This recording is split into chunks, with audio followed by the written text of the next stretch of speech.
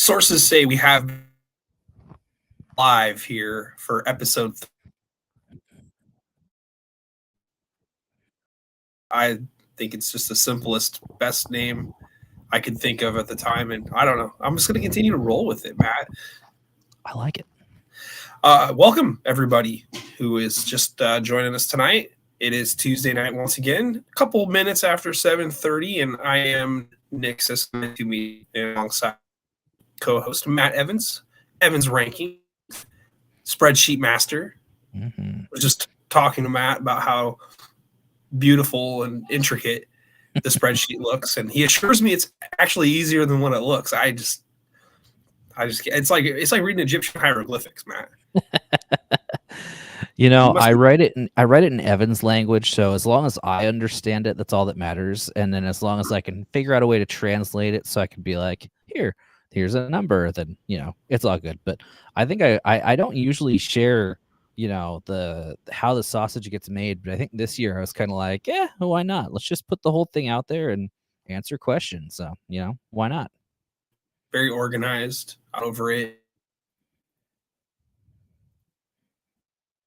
I'm like, it's not quite updated yet. I was just trying to figure out how the computer was looking at some of these wins that we saw over the weekend, and not to spoil it, I did see that the computer still likes a team that suffered a loss this last weekend really, really well. And I can see why. It's because of how many really good teams, at least team records, there are amongst their division. So we'll get to that a little bit when we tackle the stuff that happened last week. I got to be honest with you, Matt. I was a little torn to come in here and start the stream up as I promised on time at 7:30 because I went out to myself some hamburger helper, and my wife has the Kraken and Canucks preseason hockey game on, and I'm like, woo, okay, well, we got some preseason hockey. I didn't know that. Yeah, if I were to turn my monitor over right now, I've got it going on the big screen right now. Your double box. Oh yeah, absolutely. Even though you assured me that you're triple box, right, or quadruple box during some stuff. Oh yes, and sometimes I'll have a quad box on the TV and a quad box on the monitor, and just blows my wife's mind. She's like, "How can you follow?" Especially during like football playoffs, like round of 16. I've got as many games as possible on. She's like, how can you follow those? I'm like, trust me, I know exactly what's going on in every game. Ask me what's going on. I can tell you what's going on. And it's just, one of those traits of somebody who is very, very OCD and very ADHD. Yeah. all the letter combinations. I can't remember why somebody the other day asked me if I was OCD or something like that. And I'm like, no, I just have standards. Like, I was like, is that obsessive compulsive disorder? Like, I expect things to be a certain way, but I've been assured also in life that no one should ever have expectations and stuff, that nobody deserves anything. So it's kind of like they don't really go well together, those two concepts. So you kind of pick one or the other, I suppose. I like to live my life by the motto emoji. Of, to live my life by the motto hey, use if you have low expectations, you'll never be disappointed. So yeah, that's how I like to live my life. Oh, 100%. I'd love to have Meg if she had a couple minutes to come on the show sometime. And yes.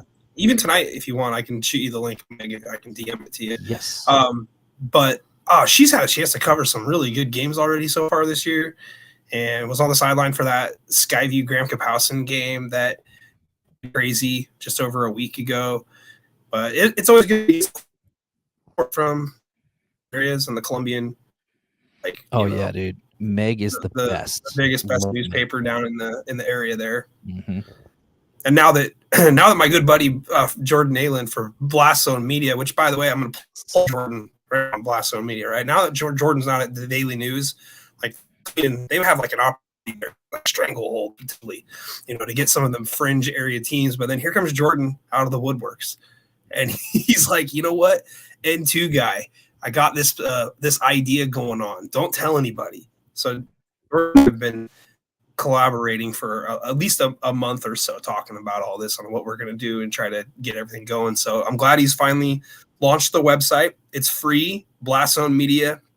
Anybody where volcanic ash will cover in the event of a mountain blowing up, that means you. So in your area, subscribe to Blast Zone Media. Jordan is a phenomenal sports writer, sports editor, phenomenal person. So yeah, I can't recommend his content more than anything. So it's free too. So 100% agreed. I am a subscriber, and I'm not getting paid for this either. I'm a subscriber, and I'm enjoying everything I've seen so far.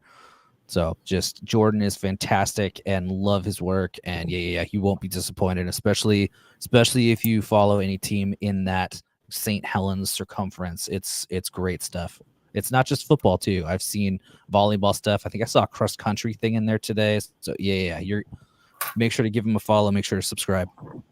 yeah, I need to get it. I'm in the dead zone here for Wi-Fi, so gotta try to move my computer, like I guess, to the old hub or something like that. So hope it doesn't cut out too bad for people. But anyway, I guess we should just get down to it. Go back to last. Let's do it. A little bit of the current affairs along the way, but plus go for 2. I got a feeling though that you were 7-1-ish, maybe 8-0. Is that correct? I'll be honest. I don't remember who I picked, and I did not write it down. Uh-oh. So I'll have to go back and rewatch episode 2 and write down those picks, and I'll get back for I'll put it out on Twitter. I'm pretty sure that you are better than me. And I know that we didn't see eye to eye on was the yell, and you like that a lot. So 52-48. Yeah, that game was fantastic. I watched that game from start to finish. Started at 7:00. It didn't end until close to 11.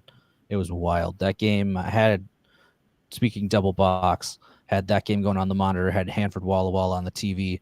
Kamaikan Yelm went to halftime before Hanford Walla Walla. Hanford Walla Walla finished when Yelm and Kamaikan were in the third quarter. It was wild.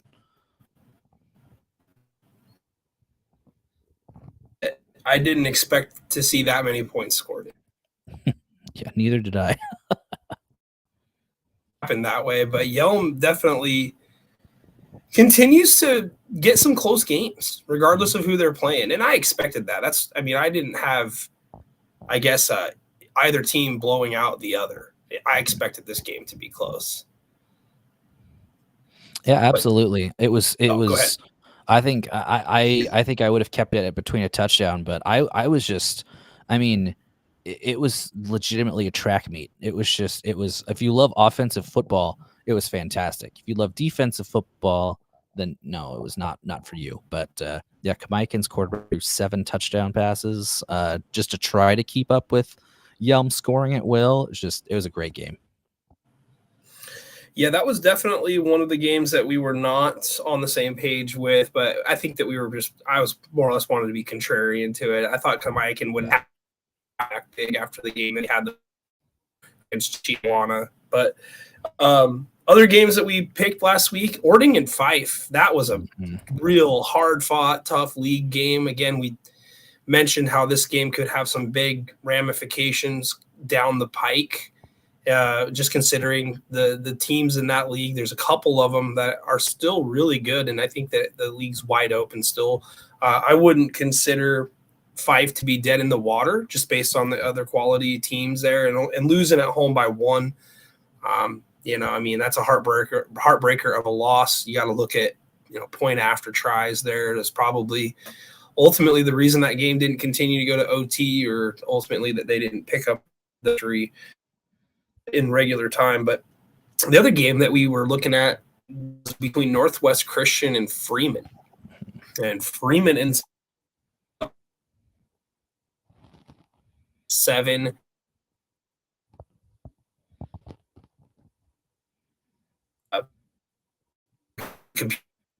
Computer.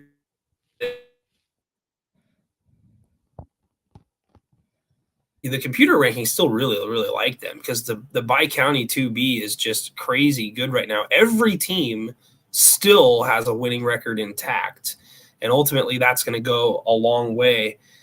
in terms of what the computer likes, I would imagine. What would you say to that?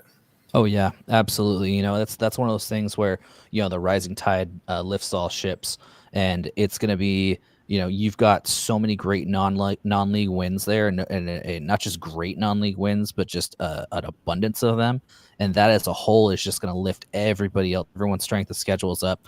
I wouldn't be surprised to see the computer have maybe three or at least three in the top 10 as we get further and further in. The top three that kind of break away, wouldn't be surprised if they are 1, 5, 7, something like that. It's definitely going to help everybody in there.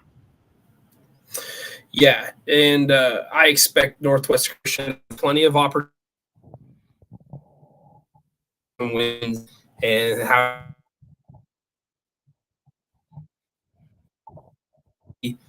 around that top 5 zone, depending on how things go at the end of the season. So I don't think that they're in bad shape despite the loss.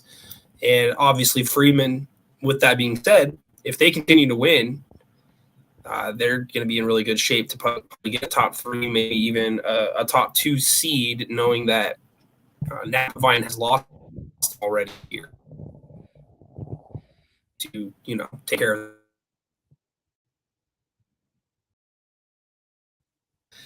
Tough to say which one would trump the other, in terms of what the committee might be looking at, but that's probably a conversation for another time. Yeah, I would look. I'd bring up any committee conversations. Usually week 7, week 8. That's kind of when you can start seeing. You can really look at a resume and go, okay, you'll compare them significantly. That's about when it's usually around week 6 that they'll start kind of putting together their okay. Here's kind of who we like, who we're looking at, and they'll keep an eye on everybody that they're targeting. You'll kind of start seeing resumes get compared and everything. But yeah, no, I think you're right. I like that win for Freeman right there. As long as they stay the course, I think that they're destined to have a top 3 spot. Wouldn't be surprised if it's top 2, like you were saying there. But I think that at the end of the day, yeah, I think that's going to be a huge win. The biggest thing for Northwest Christian now is if Freeman doesn't if Freeman doesn't slip up, then Northwest Christian more than likely is going to be facing a trip to the west side to play either Toledo or Onalaska as the 4 seed. But I mean, we're still long time away from that. Yeah, a lot to still be figured out on the field. And, Toledo and Onalaska, both really quality teams. I don't want to say which one of those 2 teams I wouldn't want to play, because I think both have different strengths that could give an opponent a lot of trouble. The way Onalaska just beat Mossy Rock this last weekend. And if that's a trip that you got to make, I don't think you might like the result. I think that would more towards Toledo, but either way, Toledo's big wins. We'll go over that in just a second, but they took care of business this last week. Just happened to take a little bit longer than expected. Moving on, just to recap again from last week's picks, Okanagan at Linden Christian. I had Linden Christian winning this one, and Okanagan just continues to do what it does. It grinds out wins, image, and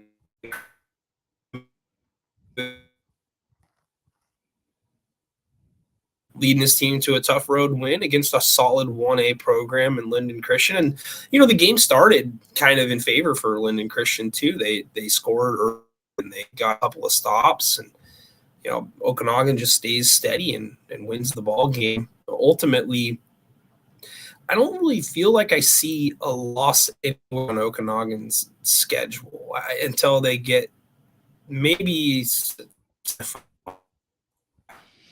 tough teams along the way. It's a tough team to beat. Sorry, I cut out there for a second. It's probably not you. Okanagan. Let's see. Yeah, no, I agree with you. I don't think we'll see any. I think Okanagan has. I think their biggest tests are behind them. Yeah, I until we get to maybe week 10, with the D5 crossover. But even then, it's going to depend on who they see. They're probably going to see probably the 4 or 5 or maybe the 6 seed coming out of the EWAC. So you're looking at, probably Columbia Burbank or probably Kittitas, and that's not going to. I mean, Okanagan's would destroy those guys. I think Okanagan's. You can safely bet that they're probably going to be 10-0. Another game that we had last week, battle of top 5 1B teams, Elmira, Cooley, and Heartline taking on Liberty Christian. Close game here, actually. Liberty Christian ends up winning it 50-36. But I would say leave Elmira, Cooley, Heartline on the back burner here. They're not going too far away, especially when you're playing the team ranked number 1 and you're only dropping the game unable to score. But Liberty Christian continuing to deliver.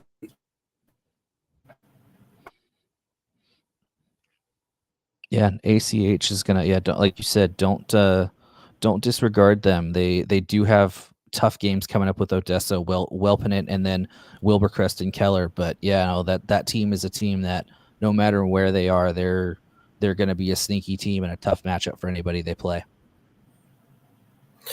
Tumwater at Eastlake, Thursday night football last week. I got King wasn't part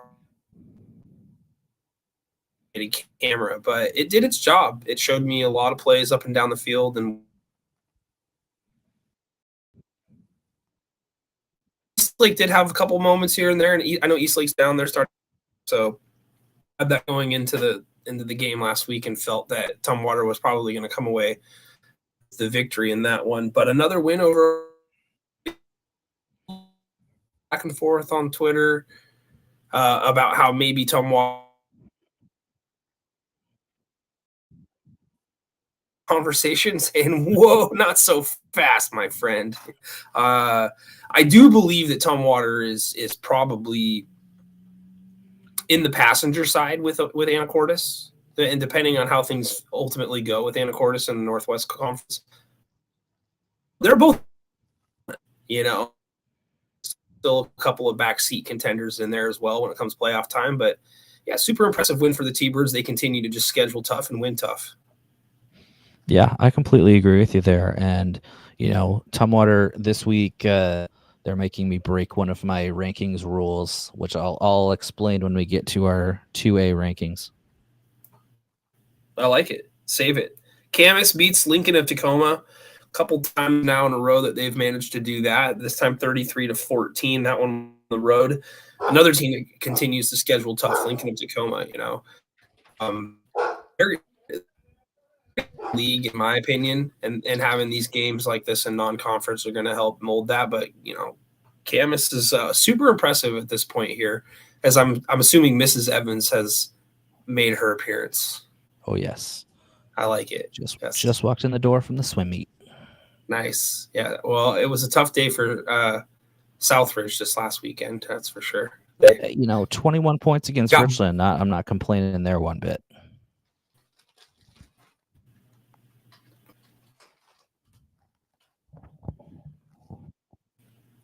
Oh, sorry, I missed it.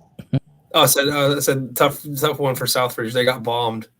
Oh, yeah, haven't heard that one before. That's okay. No, they got. Sorry, that's a Richland Bombers reference for those that don't know. Yes. Ask me to explain it on Twitter. I will absolutely do that without sarcasm. Last game we haven't talked about yet that we picked last week. Squalicum at Archbishop.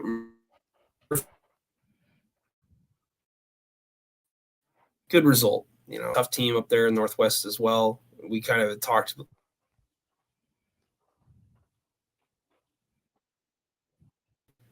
from Northwest Conference come playoff side this time. Oh, look out.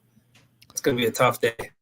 Yeah, seriously. I mean, I think that there are 5 teams from maybe 6 teams from Northwest that if they were to get in, they could make noise. I think the projections I have 5. No doubt.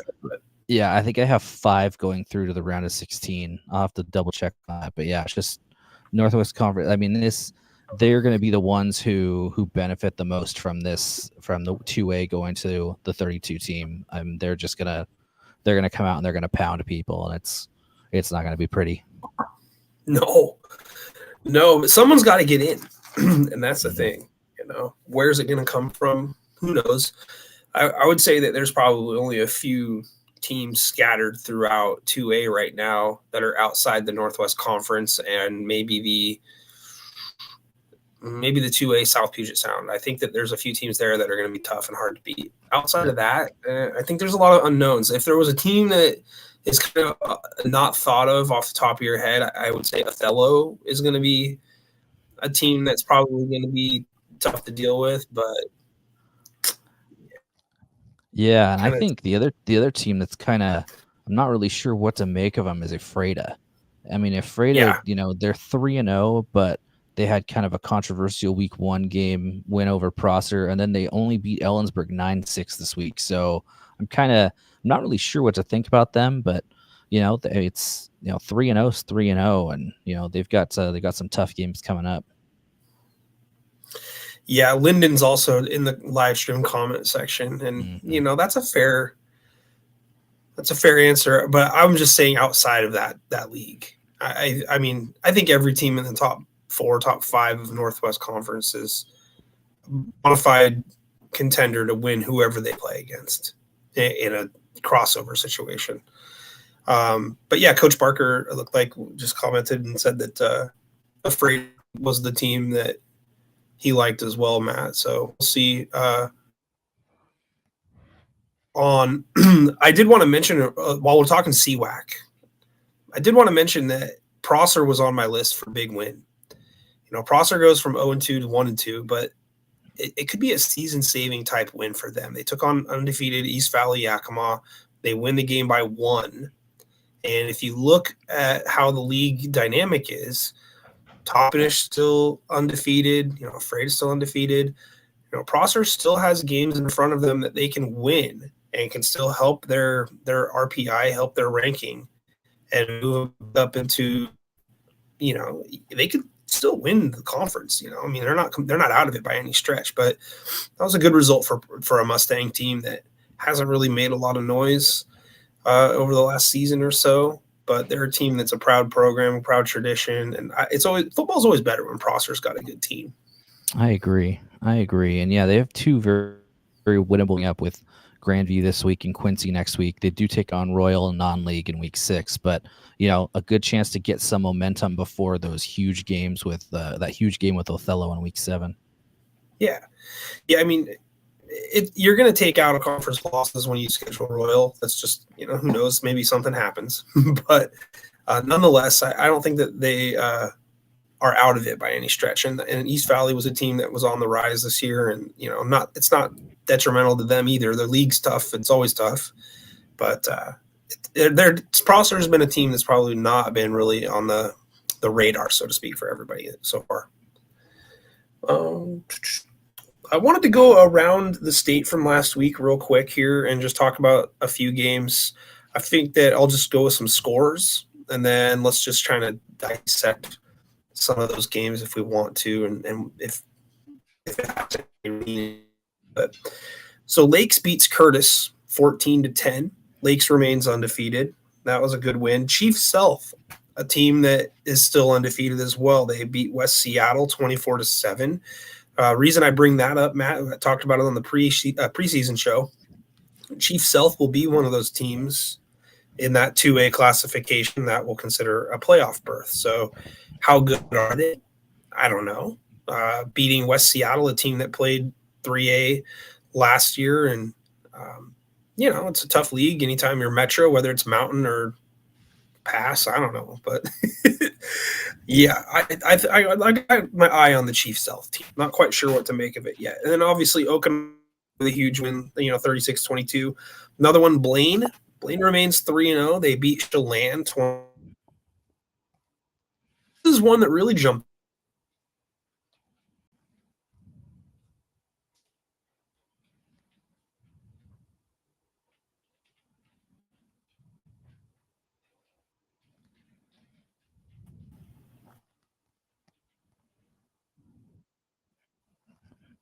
There we go. Uh-oh. We got. So, are you there? Can you hear me? Yes. Okay. Sorry. Okay. For some reason, my internet is popping in and out here, and I have no idea why. It normally never does this. So, if it's causing people headaches, I don't blame you. Sorry. I am recording this, so hopefully I can repost it if I need to. I was saying Oak Harbor. They went over Stanwood in 1913. They remain unbeaten. Wins over Stanwood. At what point do we take them super serious? Is it now? Yeah, I think so. Yeah, I do.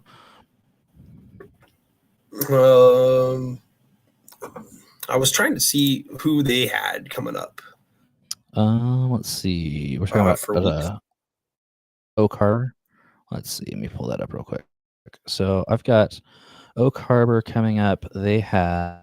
There they are. Week 4. They've got Cedro this week, and then they're taking on Glen and then Mount Vernon week 6. So they've got a pretty tough stretch of games coming up this next 3 weeks. We should be able to see what they're truly made of, if they are a contender. Yeah, Cedro should be a real tough game. I got that written down for the big games coming up this week. Olympic gets a big. Yes. The letter O. Not to be confused with Oregon, which is the number 0. And I mean, North Kitsap still searching for their first victory. They take on North Mason this week. North Mason 3-0. Might not be too many easy games there in PSL2A.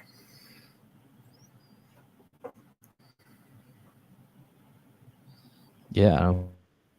Seriously, that was one I had a typo. Big program. They've been kind of trending upwards the last few years. Yeah, another team that's been trending upwards over the last few seasons, Franklin Pierce. Franklin Pierce has done a really good job of instilling a dominant run game, and now they've got a good defense to go with it. They just beat Foss 68-0. Now, for those who watch a lot of high school football, it's hard to get points in a game now. With the running clock at 40, you gotta. I mean, either score, on some defensive stuff, some special team stuff. Your backups have got to get in there and won't score some points. That's an impressive number, 68 in a victory for Franklin Pierce. They're also 3-0 on the season. Let's drop down. Even more impressive is keeping the shutout too. Yeah, no, exactly. Yeah, it's tough league there for 2A SPL. Interesting, and Franklin Pierce will have a test right away here next week, but dropping down the ranks here to the 2B class, Onalaska beats Mossy Rock 62-8. Yeesh. Mossy Rock, since coming up from 1B, it's kind of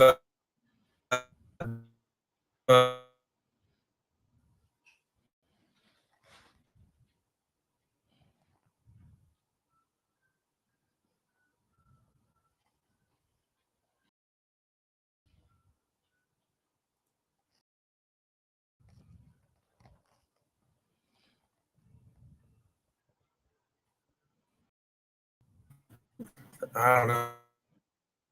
Yeah, you're back. It's okay. Oh, you're good. No worries. But yeah, any thoughts on Onalaska at this point at 62 points against Mossy Rock? There we go.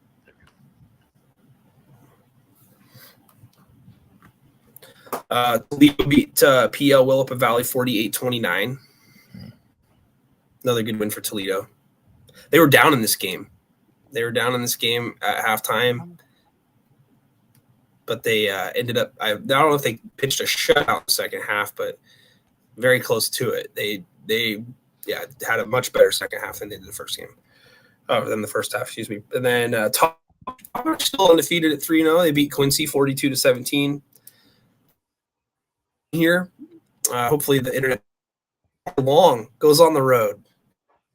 22-21, and was trying to see if we can't match up with Coach John Barker to talk with him, because he's got his team believing in Mike Leach philosophy, the pirate energy, going for two. They were down 15-6 at halftime. They scored a touchdown to make it 15-12. They go for two, Hudson's Bay adds a touchdown. They don't convert their attempt. And so Ari Long scored the go-ahead touchdown, and they went to one. They decided to go for the win, but Hudson's Bay had a shot at like a 40-something yard field goal, and they end up missing it. So Ari Long 2-1, first 2-win season since 2021 when they beat Hudson's Bay in the league opener. And I'm going to be broadcasting for Ari Long coming up this Friday. And yeah, I'm a shooter, Matt. I was wrong on how I felt about where Ari Long would be this year. I felt Hudson's Bay would be a team contending for the league championship, and so far they're still searching for their first win. Not a good sign for the Eagles at this point. Still missing a couple guys. Maybe they could turn it around, but good for the Lumberjacks. Excited. Absolutely. You always like seeing schools who don't necessarily get lots of wins to get wins.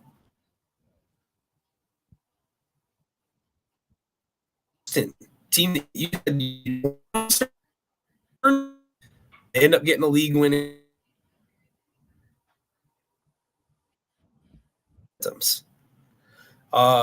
Asotin, they beat Colfax 35-13. Asotin remains undefeated in 2B bi-county football. So continuing to be a real tough trend there, considering Colfax a non-league opponent. Good representation for the old bi-county 2B. Yeah, it's a good setup game for them. They've got Asotin's got Freeman this week, so we'll see how that one goes for them. Anything from last week that jumped off the page for you at all that I missed, perhaps? Well, just on the personal level, big congratulations and shout out to the Hanford Falcons for a last second victory over Walla Walla. Touchdown pass with 9 seconds to go, capped a 13-point fourth quarter for a 25-24 win over at Borleski Stadium. So congratulations to the boys. Go fight, win. Let's go. There's win number one. But good for those guys right there. And there's another observation that I've got. The last few years, as I'm talking about the EWAC, the power in the EWAC has been on the East Division. You've had Tri-States Prep, who's been really good lately. You've had Riverview, who's been great. You've had Burbank, who's been great. But the power has shifted to the West. Goldendale is strong, but the LaSalle dropping down. LaSalle's 3-0. They've dominated their wins. They had a 33-8 win over Columbia Burbank this week. Goldendale beat 41. So, we're starting to see the power in the EWAC shift back to the West. I think that just that battle between, I think Goldendale and LaSalle are probably the cream of the crop there, but Cle Elum Kittitas battle for third is going to be a really interesting thing to watch there, especially as we get to crossovers in week 9 there. You're going to get, I don't know, we haven't set the playoff format over here yet, but just my assumption, you're going to have the ones probably play against each other, and I think they'll get probably 5 crossover bids with the Central Washington.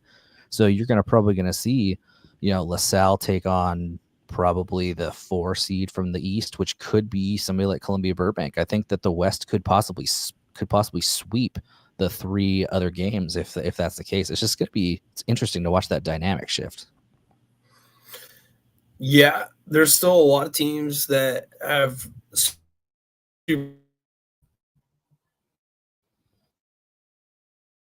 a few leagues up against the other. Like for right now, since we've talked about the fact that they're not going to be doing, league crossovers this year, but if they were this year, right, I'd feel kind of nervous for the EVCO 1A if I were taking on the Trico 1A right now. If you told me the top 3, top 4 teams for Trico versus the top 3, top 4 for EVCO, I would say that most of the balance, most of the power would be with the Trico. You're talking Seton Catholic still undefeated, and Kalama's adjusting very well to being in 1A football. They're still undefeated, and of course, La Center, Kingsway, Castle Rock. They're 4 and you're 5 there. I mean, it's pretty crazy right now as to how that league going. Yeah, seriously. Like if it would have been how it was last year, let's say they get 4 bids from District 4 over there in 1A, you're looking at Montesano, probably Kingsway Christian, and then you're looking at like Kalama Tenino at Tenino. And Kalama would probably be the favorite in that game.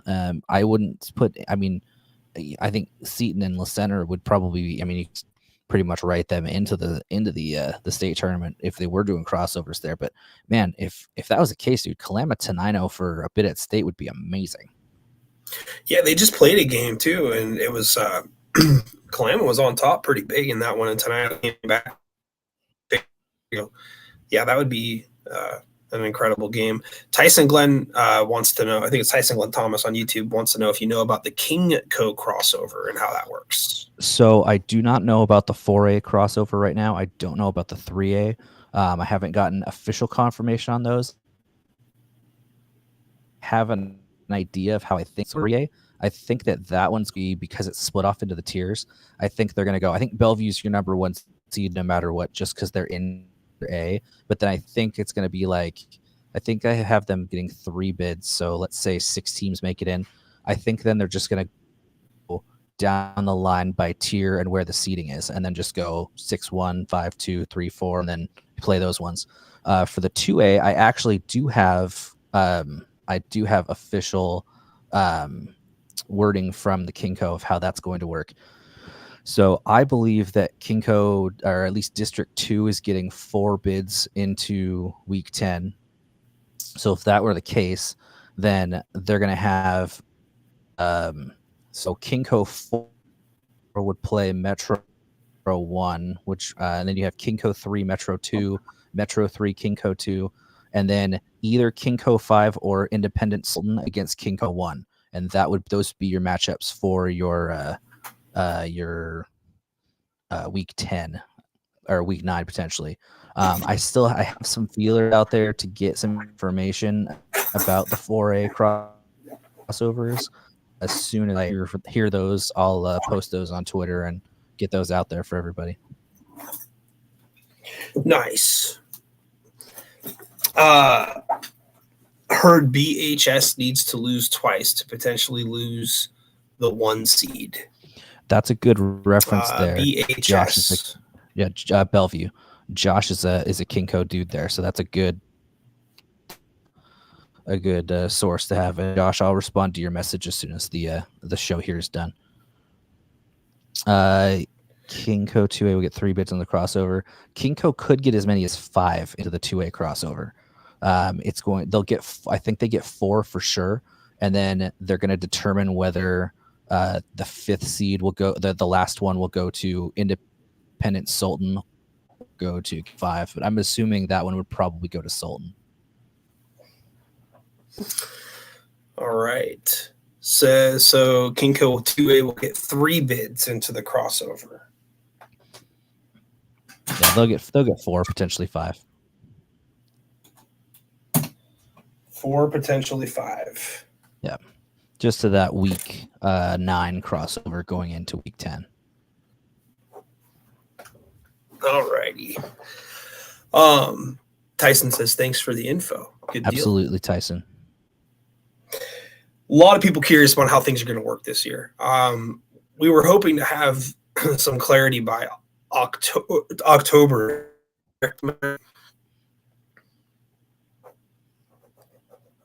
Yeah, there's a chance. I've heard rumors that Alec may be out this week.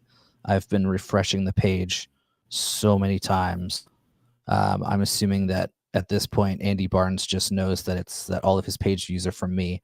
But as soon as I find out anything about allocations, it'll be on Twitter. We'll talk about it. We'll have all that stuff, and then we can break down, playoff matchups and stuff. Because that's the big thing right now is we have an idea of how things are going to work, but we won't know officially until how many spots are going to state.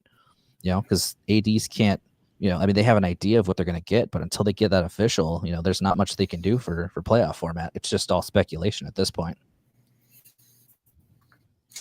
Well, hopefully we get what we're looking for soon, so we can kind of be a little bit more educated on that. At least me personally, because I would like to kind of get an idea for sure about how the bids are going to work out. Crossovers was just so much easier, where you already knew how things were going to go. But adapting the new model is a good thing across the board, I think, for everybody. So, absolutely, I'm trying to see about getting this internet here. That's good. Auntie M on YouTube asks, will the playoffs be at Husky Stadium? So the state championship games will still be at Husky Stadium this year. As for the playoffs leading up to it, it'll be just like it has been. The round of 16 will be at, probably home sites, and then quarterfinals, semifinals will be at probably more neutral sites, but WIA and district approved sites that meet specific criteria. Most of them have to have artificial turf, specific locker rooms for teams, a decent amount of seating or whatnot. So the finals will be at Husky Stadium, but everything else up to that will be either at home sites or neutral sites in districts. Is it year to year still for Husky Stadium? I believe there's a 2-year agreement for now. I believe that it's this year and I think next year, and then they're going to kind of reevaluate. I haven't heard any I don't know why they would change it at this point. There's not really, I don't think there's a better spot. I think it'd be cool to do it at Lumen, but there's so many different things happening there. Uncertainty of like Sounders MLS Cup final. Like there's a chance, that weekend usually conflicts with state championships. They're not going to be able to say, hey, yeah, we've got this space open when there's a chance they're going to need it for Sounders or Rain or Seahawks or anything like that. The idea of keeping it there. That's why I was asking. I still like the old Tacoma Dome games. Is there any chance that we could the only way that it would ever go back to the Tacoma Dome is if they went back to they'd have to replace the turf. And I don't know who's gonna pay for that, because why are you gonna spend millions of dollars on turf that gets used 2 days a year? Unless there's no other reason why that turf would get used at Tacoma Dome. And then also after the remodel, I haven't been there since the remodel, but the sightlines in the lower bowl are just awful. Like you can't even see the sidelines from 6 rows up, I believe is what I was told.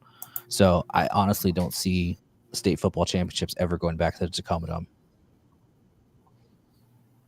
Well, it seems like that Josh thinks that's a good thing in the chat section.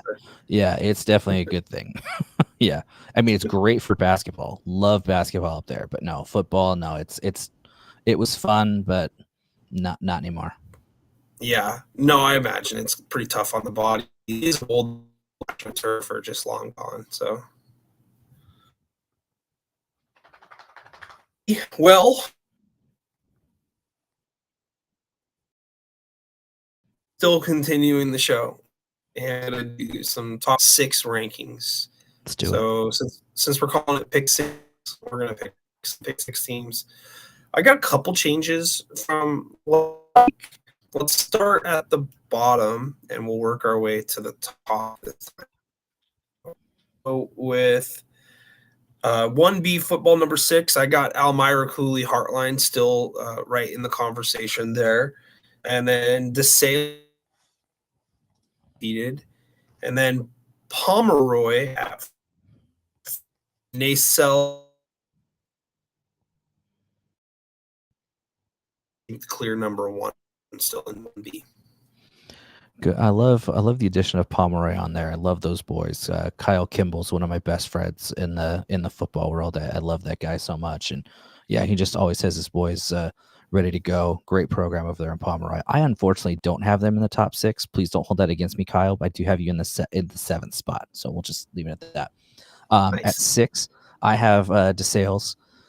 5, I have Nia Bay. 4, I'm not moving Amiraculi Heartland down. Two touchdown loss to the number 1 team. I'm not moving him down.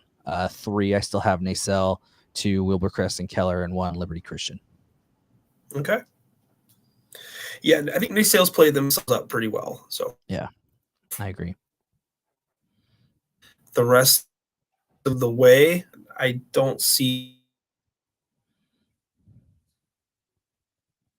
I think Nacelles in pretty good position going forward. And I like that you still have Nia Bay in the conversation, and I think that they're still very much there. I've got them just outside the top 6, but I guess that's just where I'm at with 1B.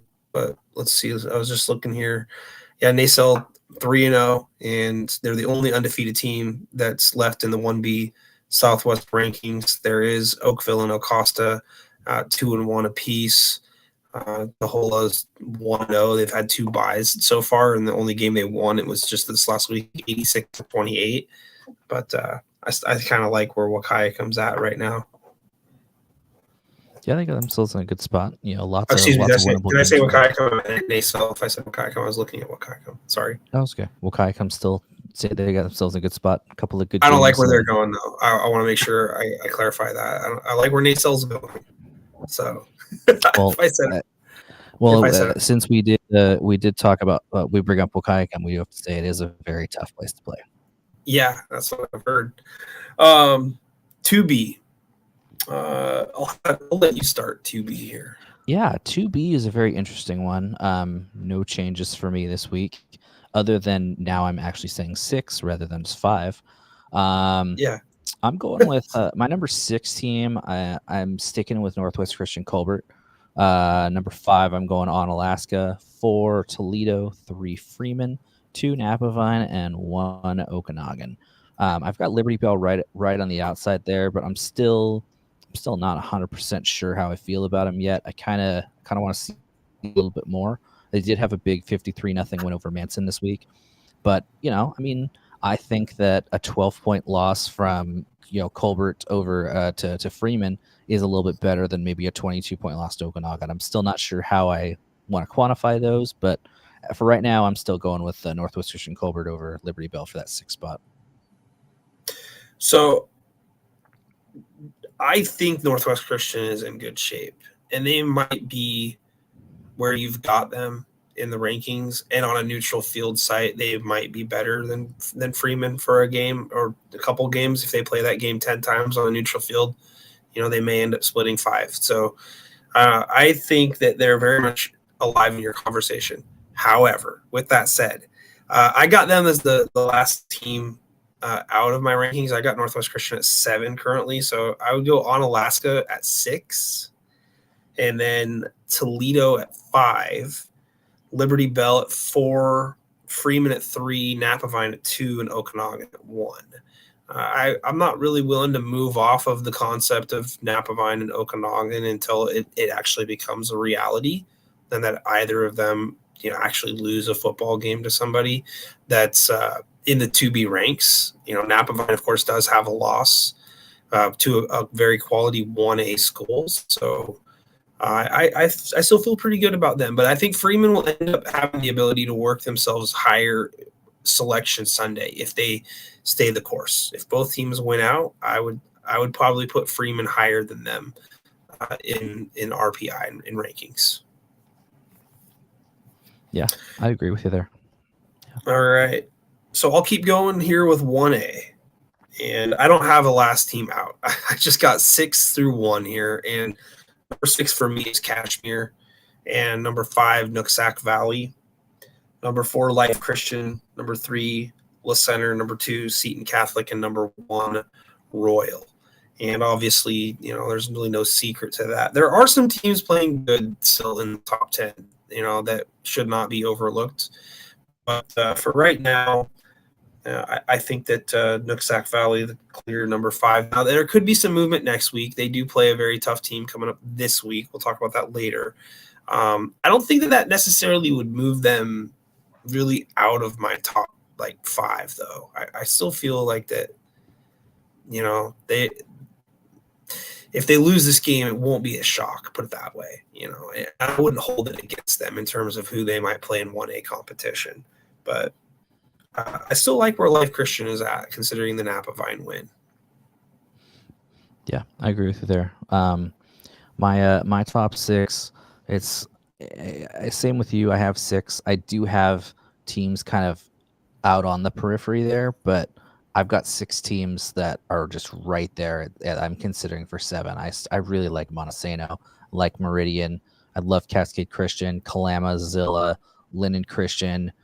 Blaine's doing well. I don't think they're top 7 team, but they're somebody that that is doing great things. Just lots of really good football going on there. But let's just go with the top 6 because I think that this is your A tier right here. I've got La Center at 6. I've got Life Christian Academy at 5. I've got Kashmir 4, Seton Catholic 3, Nooksack Valley 2, and Royal 1.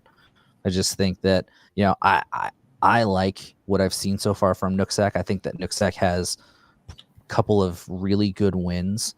And like you said, this week they have a really, really tough opponent, and I'm probably not going to penalize them for a loss if they do lose to him. But yeah, I really like this top tier of 1A football right here. Yeah, agreed.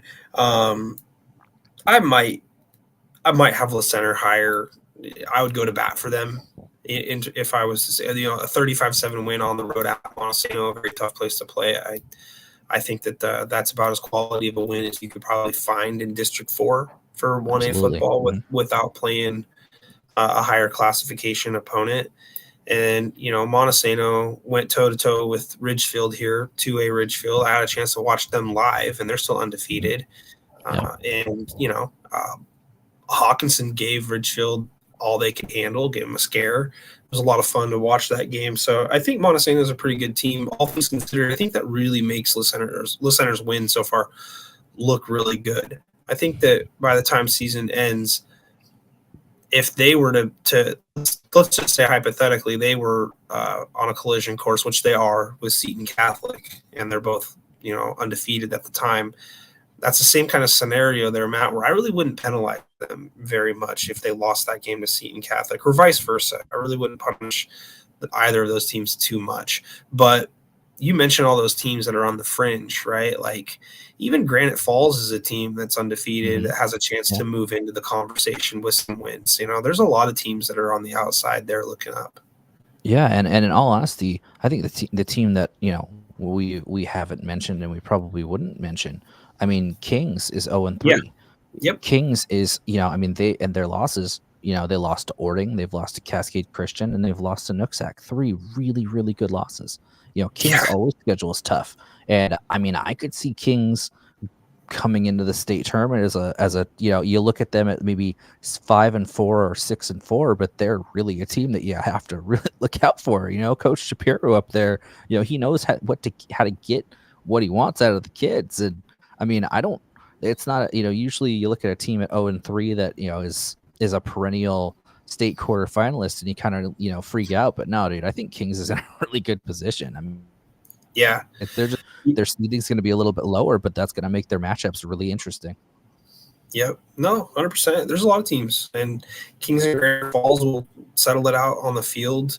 Last year, we saw Granite Falls take on Nooksack Valley in a glue game that was kind of new to us, between that District 1, District 2 crossover situation that they had 2 bids the year before. But anyway, the point is Granite Falls they weren't too far out of that game, and based on where Nooksack is at this year, I wouldn't be overlooking them one bit. And Kings being 0-3, like you mentioned, I mean, that was I read your mind. I was like, I know where he's going with this. Kings is going to get brought up at some point here, because if we're talking about teams that are on the outside, obviously you don't want to throw an 0-3 team in your top 10 probably, but they're a team that can easily play their way in, and they've got a lot of experience. And you mentioned a great head coach that is a tremendous motivator and just an overall good human being. So yeah, I mean, those types of coaches get a lot out of their guys. And the thing is too, Matt, is they get better. They get better each week, and that's really what it's all about come playoff time. Like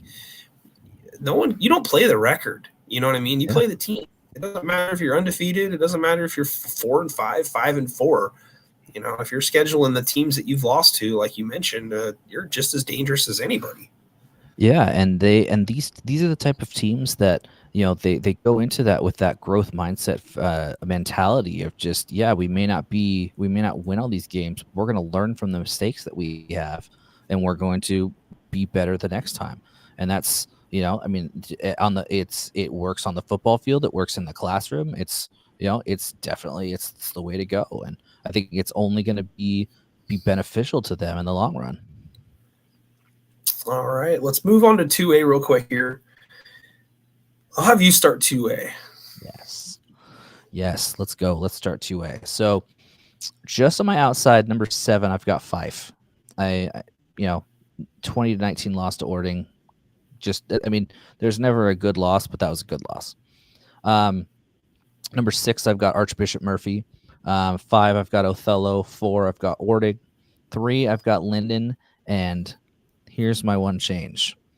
I have my personal rule, and it's a rule that my old podcast, my old No Name Rankings podcast days, me and Ryland Spencer used to have the same sort of mentality of if a team wins, they don't drop down. But in this case, I swapped Tumwater to Anacortes. I've got Tumwater at 1, I've got Anacortes at 2, and it's not a shot at Anacortes. I'm looking at the wins that this win over Tumwater is a statement win for a 2A program to go into a 4A program and physically dominate them. I think that while Anacortes has the great talent at the skill positions, the game is won in the trenches, and Tumwater I think is the best team in 2A in the trenches. I mean, maybe save for Linden, we'll see how they look this week. But yeah, I try not to move teams down when they win, but in this case, Tumwater's win was just too much for me to keep them out of the number 1 spot. Yeah, it's not completely unheard of. You see it all the time in college football. You'll have a team comfortably in one spot, Florida State, and then somebody's going to come and win, against a one-loss team, Alabama, and jump them and cause them to not make a college football playoff. So it's not uncommon. It happens. I don't mind you. I mean, rules are meant to be broken. If you guys have that rule, that's cool with me. I won't argue with you about it. I mean, I think at this point it just comes down to personal preference. Yeah, exactly. At this point, it's all for show. Yep. It's like it's like golf. You drive for show, you putt for dough. Both of these teams are approaching the green already, and they're going to be taking on some good teams. And Tumwater is not like overlooking anybody. They are scheduling as many tough teams as they can. Anybody who will play them, essentially. You got to imagine that it's tough for them to get good games because they're a 2A school that could, I won't say hurt your RPI, because I don't think it really would hurt. Like if I were on the committee, right, and I was Eastlake, or and they ended up getting a 6-3 record, a 7-2 record, whatever it might be by the end of the season, I'm not going hemming and hawing with everybody else at the table saying, oh, they lost to a 2A school here in Tumwater. It's like, I don't play that mindset. I know that Tumwater is a super good team. Well, and that's the thing there is, when we get in the room, the RPI is there, but it's not used. It's not something that everyone's going to look at and go, oh my gosh, you're 11th in the RPI. That's, whatever. No. They're going to look at they're going to look at the breakdown and go, oh, they'll see that you lost to Tumwater, and they'll know, being people who watch football and who follow football, they may not follow 2A, but they know Tumwater. And that's not going to be a loss that they're going to look at and go, oh, it's a 2A school, blah, blah. No, they're going to go, they chin in that one. And, it's not going to hurt them, but, it could be, it as maybe that's a good loss there or something. I don't know. But yeah, no, I can tell you that when it comes to RPI and stuff, it's not, for football, it's not something that is used or taken too seriously. Yeah, I don't know if that's really playing too much of a factor in whether or not teams want to play them or not, but they are physical. Tumwater is. They are a team that will bang it in the trenches all game long, and they'll try to beat you on the edge as well. And it's really tough to stop that wing T offense that they got going. I mean, the misdirection is like level 100. They do such a great job of carrying out the fakes.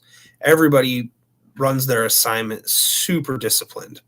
That was the one takeaway from that game. The deception element to go with the physicality makes it just a little bit harder. When they're rolling, they're a super tough team to beat.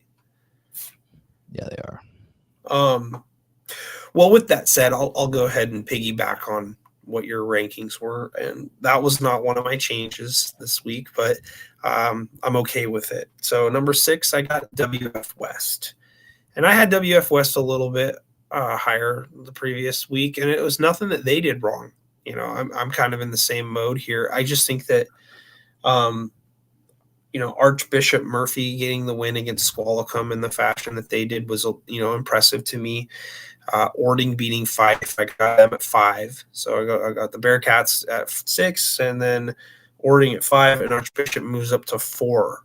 I think it's going to take a head-to-head win for me to feel like Archbishop is above where Linden is at and where Anacortes is at. So I got Linden at 3, and then I got Tumwater 2, and Anacortes sitting at number 1 still. And I think that the only reason, right, if I want to defend it, there's really no reason why I should, other than the fact that you put Tumwater at 1.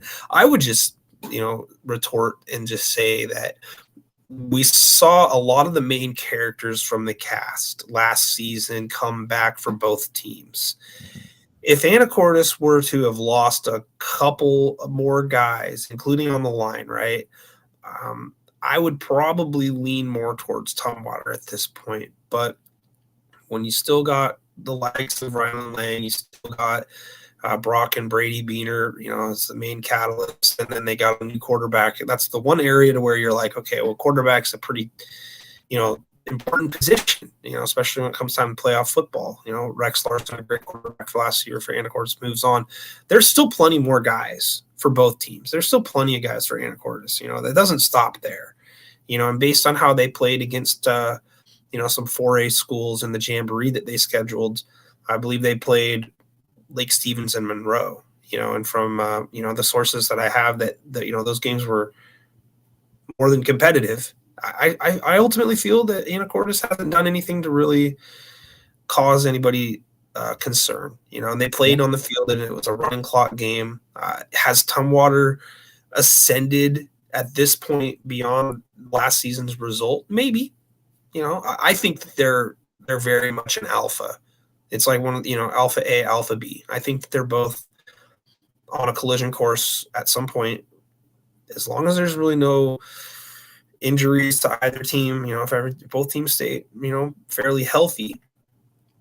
If there was a team though, Matt, that I would be concerned about, right? If I had a concern, I would be more concerned for Anacortes than I would for Tumwater. Mm-hmm. And the only reason why that is just because of the league. When you're playing Archbishop, when you're playing Linden, and then you got to play a Seaholm or something. They already have, I believe, but you know what I'm saying. Eventually, these tough games and these physical games and physical opponents, they could wear out on you. And you might slip up. Someone might put together a great week of practice. They might put together a great game plan. Tumwater, meanwhile, they still got tough games, but their only tough league opponent that they're going to face is WF West. So if they get by that one, I'm feeling pretty solid about them in the course. So that's where I'm at with 2A. Great classification. Big fan of 2A. Yeah. And I think that there's a log jam, right? You mentioned the tiers system, right? There's a log jam after 6, like 6 through 16, 6 through 20. There's a lot of parity. You're going to see a Franklin Pierce. You're going to see an Eatonville. Those teams are going to settle it out. You're going to see a Ridgefield. You could potentially, by the time the season's over, see a Clarkston involved in this. Othello, you have already in the top 5. I don't, depending on how things go with, let's say, I don't know, Bainbridge, Bremerton, North Mason. I don't know if they're really going to be for real or not, but you get the point. There's going to be some teams that, Chief South, there's going to be some teams that come out of here that are all kind of in that competitive range and competitive zone. That's where the football's fun for me, right? I like the good teams, but I like the teams where you just don't know what the hell is going to happen on the field. Mm-hmm. Yep, those are my favorite games to watch. Those, 8-9, 7-10, 6-11, just games where it could, maybe there's an argument that the seedings could have been switched, and I love when those games are really, really close and you get a team traveling that kind of surprises somebody else, and just it's a lot of fun. And even some teams you didn't mention there. I was talking about West Valley, Spokane. Clarkson with a win over here. Deer Park, Ephrata, Toppenish, Prosser. I mean, just so many in East Valley of Yakima. There's so many really, really good teams right in that next level that are all going to kind of sort themselves out over the next 5-6 weeks. Yeah, it's just the seating committee is gonna have a heck of a job, especially after week 9. I mean, I would say that they're gonna have a tougher job after week 9. They've got to sort out 32 as opposed to 16. Sure, yeah, it's gonna get real hairy once you get past that 16 mark.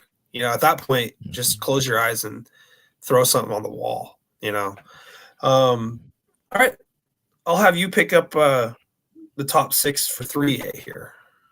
All right. So my top 6 is pretty unchanged from last week. A couple of teams, or a team I definitely want to mention, Lakes Lancers, huge win over Curtis right there. I see they're kind of becoming my new Yelm in 3A, where I'm getting the where's Lakes? Why aren't they in the top 10 stuff? When they're going to be there. They keep doing what they're doing. They're going to be there, but they are a very solid team. I'm looking forward to seeing what they do. We're looking at number 6. We're going Roosevelt. 5, we're going Monroe. 4, we're going Kennewick. 3, O'Day. 2, Eastside Catholic, Bellevue. That's completely unchanged from last week. And I started to write the exact same thing down. I started at 1 and I was working my way down. When I got to 5, I wrote Monroe, but then I scribbled it out.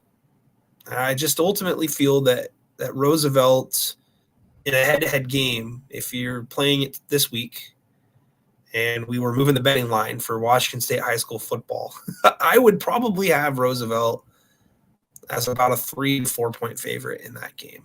I think their defense now I'm just using this as like the Camus equation here, right? Because I think that Camus is super good, and we'll talk a little bit about why. I guess maybe I'll talk about why. I don't know, but anyway, I feel Camus is pretty good, and they played head to head, and it was 12-6, and Roosevelt was on the road for that one. So ultimately, I know that they have a loss, but who would I pick in that game? I'd pick Roosevelt. So I got them at 5 and Monroe at 6. Other than that, Kennewick at 4, O'Day at 3, Eastside Catholic at 2, and Bellevue at 1. And here's another thing too, Matt, and I'm sure you'll agree with me, and if you don't, that's okay. But Eastside Catholic, they play this week already, and loser of that game, I'm not like automatically dropping them in the rankings. I mean, even if Kennewick wins, I'm not 100% sure yet on how I'm going to feel about that when I put it together next week. I might still have them both there above them. And I don't think that if either of them win, I don't think that either of them would unseat Bellevue, in my opinion. Yeah, I agree with you there. The 2 things I would say, I think that the only thing we really could say is that the winner's going to be number 2 next week. The loser's going to be number 3. I mean, unless something crazy happens and it's like a 65-0 game, which I know we know it's not going to happen, but unless something absolutely crazy happens, there's no reason to drop either of them below 3. And to piggyback off your point right there, you're talking about Monroe and Roosevelt. If you're a nerd like me, according to calpreps.com's project a matchup, they would have 2024 Roosevelt beating 2024 Monroe 31-21 on a neutral field. So that kind of backs up your rankings there. Yeah, it's tough. I have fun with rankings because I think it's more about what you're doing right now rather than what I think would Absolutely. happen lalater on. Yep. But still, even with the loss right now and with the way Roosevelt's playing, yeah, I'd have a hard time betting against them in that situation. And we always talk about teams that get better throughout the year. Roosevelt's going to face really, really tough competition Yep. throughout the year. They're only going to get better, in my opinion. Yep. So, not no slight to Monroe, right? They got a few tough games. Don't get me wrong. They're going to play some tough teams, but and this could be their year to break through to the other side, so to speak. But right now, that's where I'm at. It's just for fun. It doesn't matter. I'll be wrong. I'll be wrong. I'll be wrong. It doesn't matter.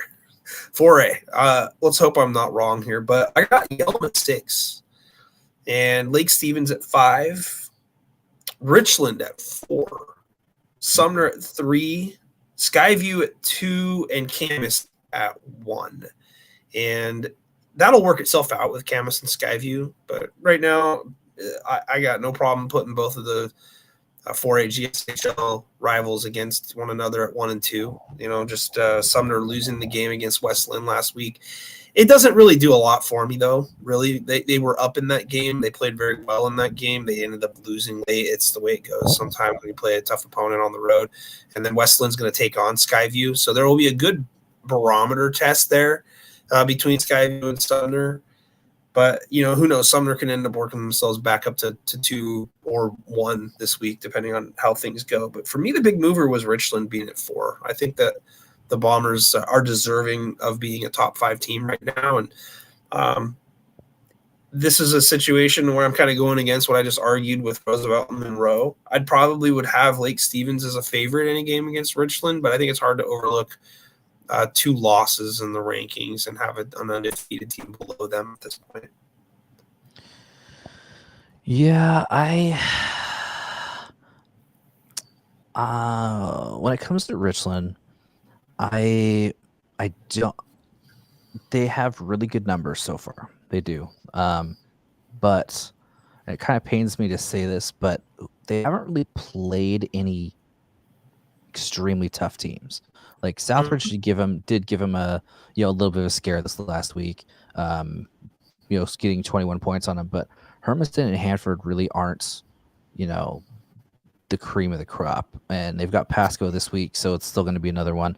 I'm still kind of on the fence about Richland until we get to those really tough games. That Kennewick game, going to play Skyview.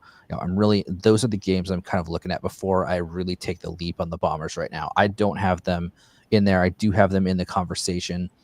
My top 6, though, I've got Skyview at 6. I've got Yelm at 5. I've got Kennedy Catholic 4. I've got Lake Stevens 3. I've got Sumner 2, and I've got Camas 1. I kind of Eastlake. I still have them. I'm still considering them. I still think that they're a really solid team, and I mean, an 11-point loss to Tumwater, I didn't really want to penalize them too harshly. Unfortunately for them, I mean, Yelm and Skyview just have more. They had a better wins this week. Just more impressed for me. But I do have Eastlake kind of in that next 7 to 8 range.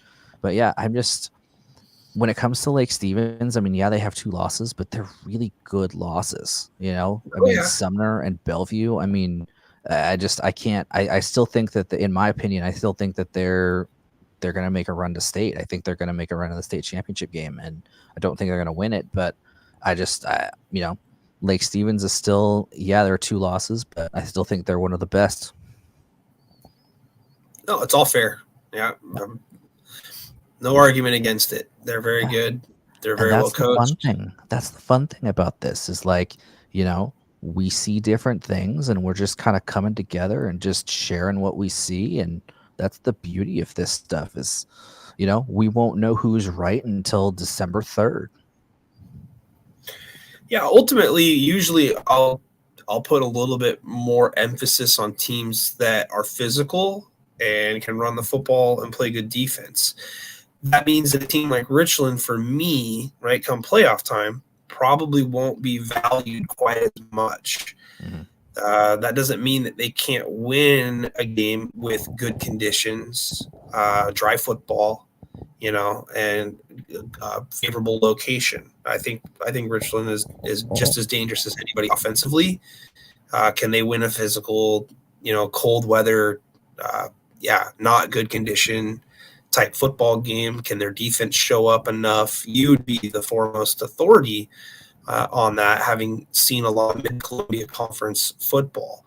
But for me right now, I think that they possess enough firepower to beat anybody on any given day. And until they lose a game, I think they're going to do nothing but continue to ascend in the rankings. But Yelm 3-0 at number 6. They've got 3 incredibly tough wins against tough teams. And I said, with the way Kamaikan lost to Chihuahua, I would not look at that and be like, that's an okay win. No, I mean, Kamaikan was playing for a lot there, a lot of pride involved in a game like that. And if you're Yelm, if you see a team score 48 on you, you're usually talking about how do we come back next week and pick up a W.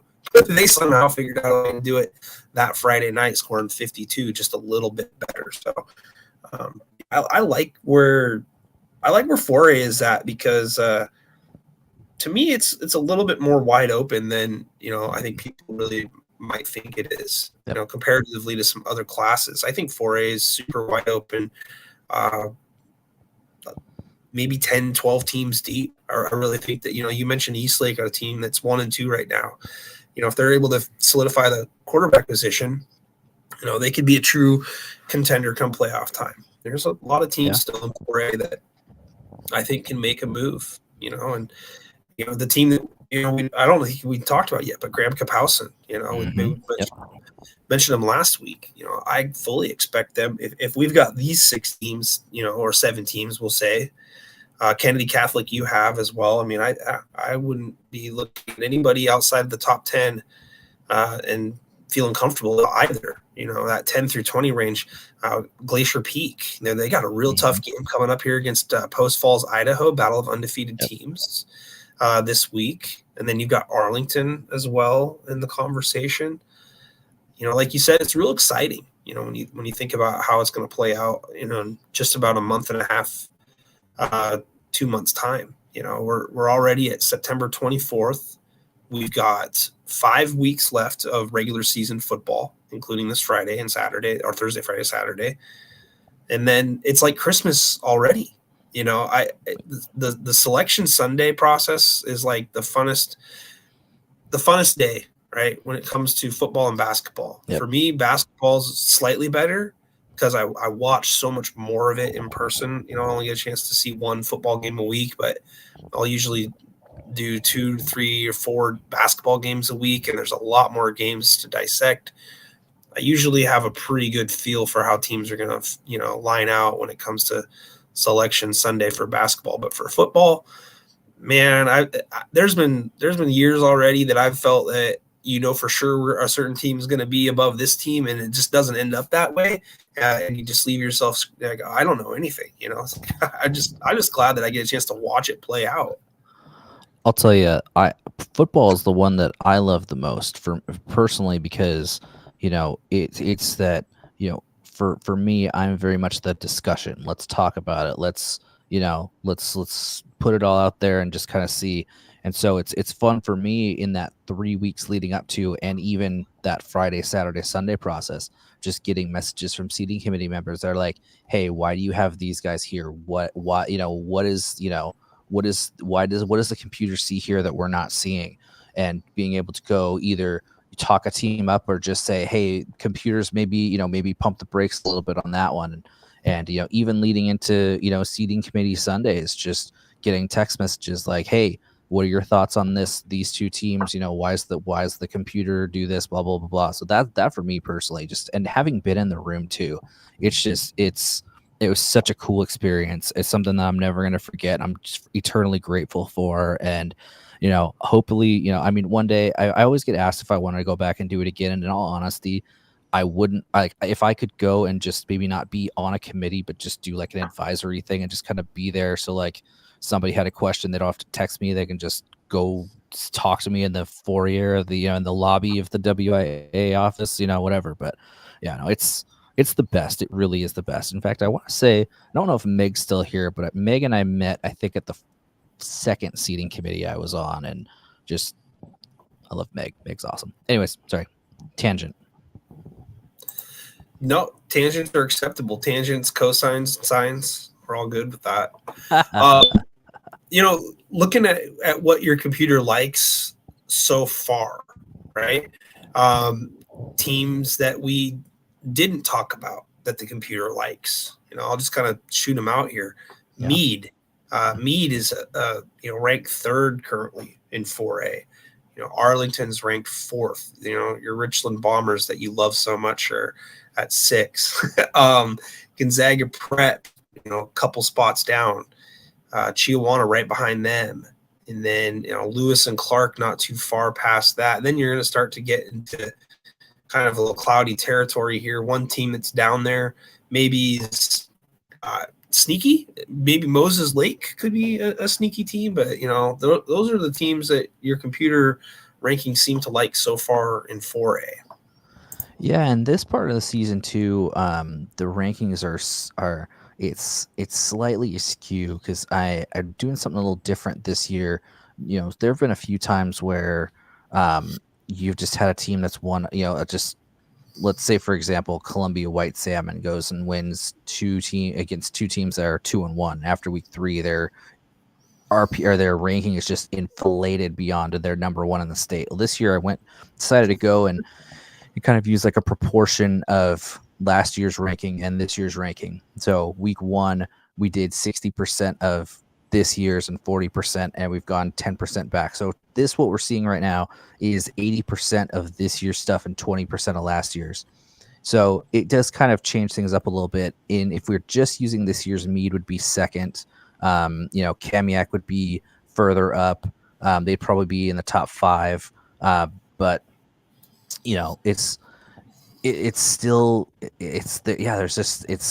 it's really, really interesting to see just kind of how tightly knit a lot of these teams are and just in those computer rankings. And those will eventually kind of, as we get more data, they'll kind of spread out. But yeah, I think that, some teams I'm looking at, I think Moses Lake's low.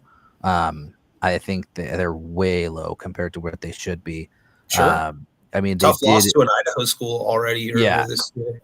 And that's probably one of the better schools in Idaho. Probably I think they're a top 3 team over there in the 6A. Rigby's just fantastic. And, even Chiawana's lost to Rocky Mountain. Rocky Mountain's probably a top 3 team over there too. But yeah, that's the thing that's kind of interesting. And I was noticing on some other computer rankings of, just some teams that are just significantly lower than they should be at this point. It's this reason why I'll always say, if you want to, let's just use this as kind of a guide. Then once we get to week 6, week 7, that's when we can kind of start looking at it and go, okay, why is the computer wrong about this team? Why are they so low? And that's when the fun starts. Yeah. Just to kind of point out another couple teams, Bellarmine Prep, good rating so far for 3A. Decatur at 5. A team that's got a couple of good wins. Enumclaw still in the conversation. Federal Way right behind them. Those 2 teams play this week. So, you're going to see one of those teams, jump way up. Ferndale, despite a 1-2 record, computers seems to like where they're at. Kelso, having played Bellarmine Prep and losing by 3 on the road. They still have a pretty favorable computer ranking there. Oak Harbor, the team that's undefeated, you're probably going off of a lot of last year there. That 20% is probably hurting them. They're not quite as high as maybe in Cedar Woolley as well, So, and Cedar Woolley moving up from 2A to 3A this year too.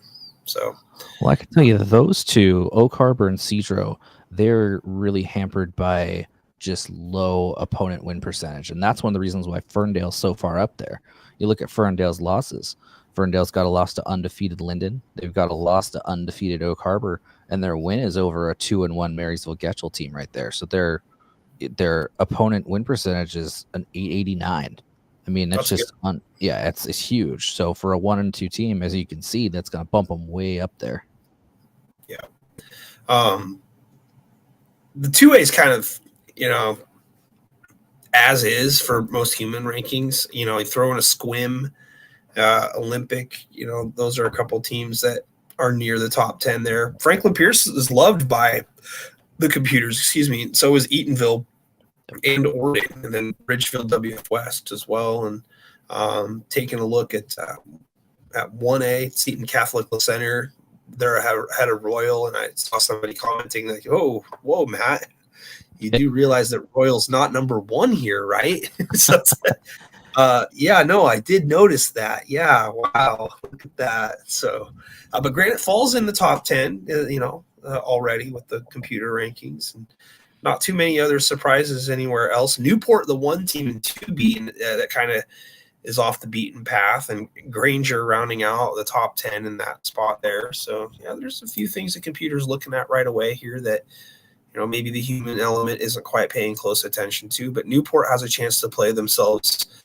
much higher if they're able to pick up some more wins on the field, as they're currently undefeated. I believe they have a game coming up this week against someone that's undefeated. I can't remember who that is off the top of my head. You might have their schedule pulled up. They've got, just a second. They've got Newport. They are playing against, they're playing Northwest Christian Colbert this week. Okay, so not undefeated, but yeah, pretty tough team. So still got a chance to continue to improve that ranking. So, we could table the ranking talks for this week, and we'll move on to Sunday after the Seahawks.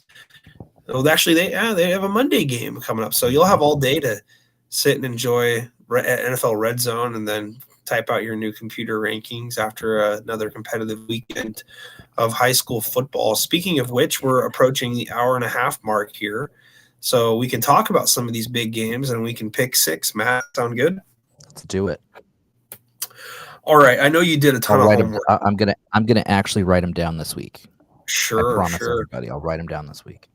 So I wrote down 12 games that I was initially looking at here. So obviously we're not going to pick 12 games, and I'm going to try to figure out where we actually are going to pick. I just want to throw some honorable mentions real quick. We're not going to pick these games, okay? But keep your eye on these games here, folks. Welpenit at Soap Lake. A couple of 3-0 teams in the 1B ranks. And then Ingram, Welpenit, yep. Yeah. And then Ingram at Chief South, a game to watch in Metro tier. I don't know which tier that is off the top of my head. Is that tier 3 Metro? Tier B, tier 2. Tier B, excuse me. Chief South. Yeah. Blaine at Granite Falls, another game to watch. Mount Lake Terrace at Shorecrest. That'll be a good game. Couple 3-0 teams there. Terrace. Sorry. Federal, you're good. Federal Way at Enumclaw, another tough game there.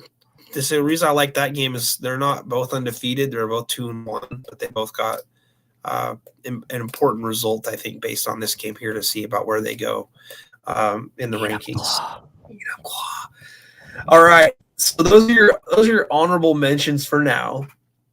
I'll probably throw one more honorable mention out, but let's talk to the big ones here. Okay, we got two massive games coming up this week, right? And if you haven't been living under a rock in the Northwest 2A conference, you know that we're talking about Linden at Anacortes. It's already here in week 4. This is usually a game that you see at week 9 to decide the league championship. This game has decided the league championship the last 2 seasons here, Matt. Anacortes having avenged its home loss from the prior season. They avenged it last year, winning at Linden and ultimately riding that momentum to the state championship game. This year, I see nothing changing. I'm going to stick with Anacortes in this one. The reason why I love this game, though, Matt, is that these teams know each other just so well, to where, you're used to seeing these big numbers from Anacortes put up, 35, 42, 49 points, every single week. And Linden's just so much more of a methodical defensive team. I see this one being fairly low scoring. If I was to put a number to it, I would say probably Anacortes 21-14. Yes. This game is an interesting one for me. because I think that if you just kind of look at just, you know, if you just paint the broad brush, I think everyone's just going to look at it and go, Anacortes is a better team. You know, they've got the names, they've got, you know, all this stuff. But one of the things that I think may factor in, especially being an early season game, if you look at Anacortes' games this year, they've got that 66-0 win over the Canadian team. They've got a 28-point win over Seaholm, and then they've got a running clock game over Bellingham. If you look at Linden, Linden's played close game with Ferndale, one possession. They played, you know, a 20-point win over Pilchuck, and yeah, they played a running clock game over Mariner. I think this game's going to come down to who's the better team, you know, because who's going to be the team that in the third and the fourth quarter, they still have the legs under them. And at this point, I'm kind of stalling because I know exactly who I want to pick. But I'm going to go with Anacortes. As much as I want to pick Linden in this game, and I think that Linden has a really good opportunity, I think that I think Anacortes probably just has a slight edge in just overall talent and the skill positions, and I think that may be the thing that puts them over the top this week. Yeah, the road team's won this game the last 2 times, so if there's one aspect that should make you feel better about picking Linden, that might be it. So, yeah, no, I think it's tough to pick against Linden in any sport, no matter what. I think that Anacortes is well deserving of being the team to pick here in this situation. So, but Brent Hepner is such a great dude. Yeah, yeah, yeah, it's a lot of fun there, isn't it, Matt?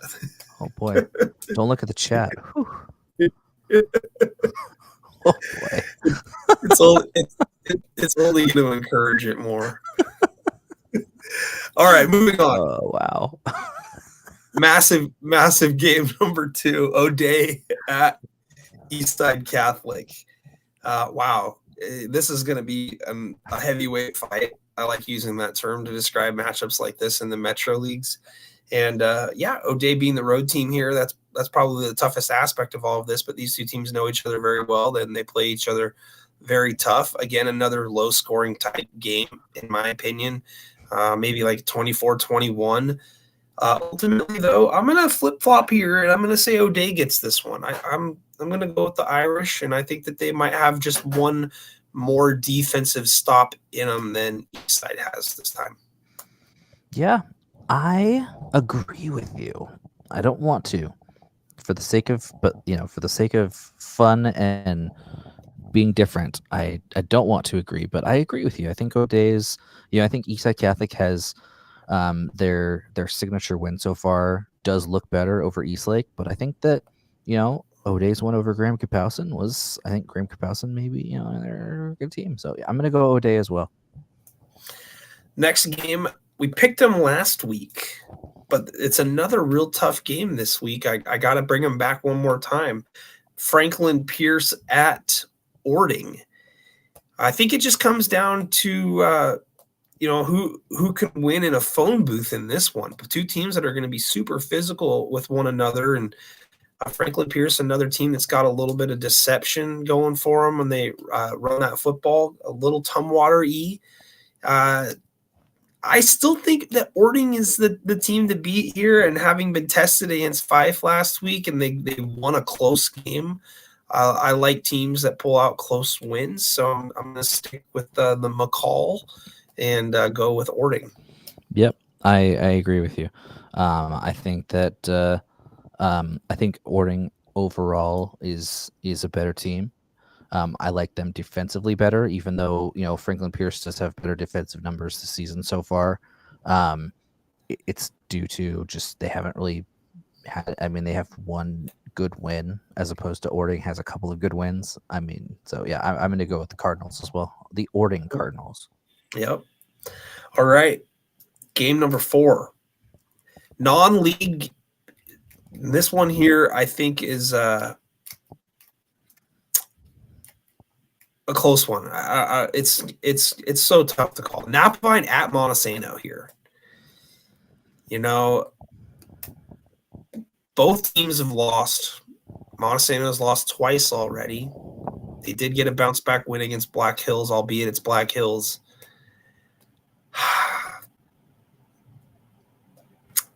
Mr. Domashevitz is going to probably not like this, but I'm going to go Napavine on this one. I just ultimately feel like there's just going to be too much Denal, too many big plays for Montesano to have to overcome.